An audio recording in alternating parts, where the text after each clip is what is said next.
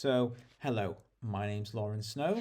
I'm an autistic public speaker, trainer, consultant, advocate, all of those things. Basically, what I do I have hundreds of videos online of me talking about autism and everything to do with it. I have a bunch of courses on here. Please check out the rest of my courses. They are very useful. But in my other time, I teach lots and lots of adults that have children, autistic children, so tens of thousands of parents I have taught across the year on courses that are around sensory processing, or courses for those that have just had their children diagnosed or waiting for diagnosis, to those that are trying to navigate the school system and trying to get the basic level of support, to those that are coming in with distress, those challenging behaviors. I've just done so many courses. I've done courses specific for ADHD parenting as well. A part of that, I bring my own experiences as an autistic and ADHD adult. I teach lots of National Health Service staff in the UK. Those are those that are in hospitals, that are working with patients in mental health units or in the community. I've done a hell of a lot of training for them.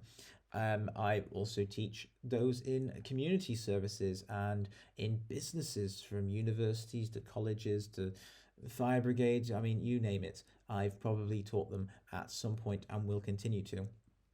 I also work with lots of patients that are in hospital, and this can mean not just autism, it can mean autism and learning disabilities, which has a whole set of different associated or more likely conditions. There could be autistic patients that have had psychotic episodes, or have personality disorder diagnoses, but have very complex presenting, or they often say complex presenting, but often it's physical or what they may say violent behaviors. And maybe they've gone through a forensic, a criminal route. Maybe they're in a secure unit.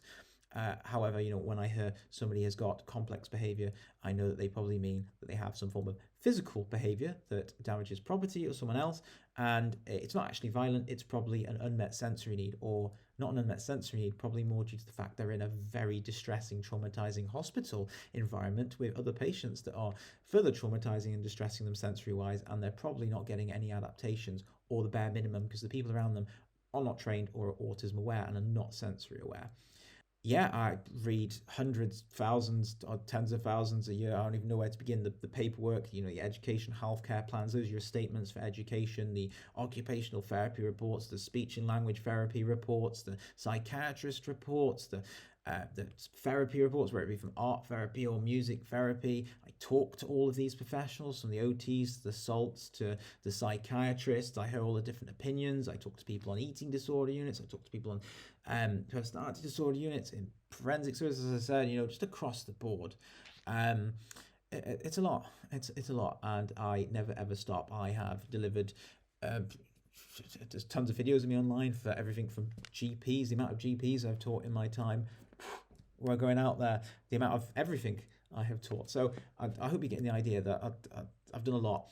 And part of that isn't just me coming here and going, I know everything. It's also me hearing the patient's story, the parent's story, the adult that has been through this their entire life story.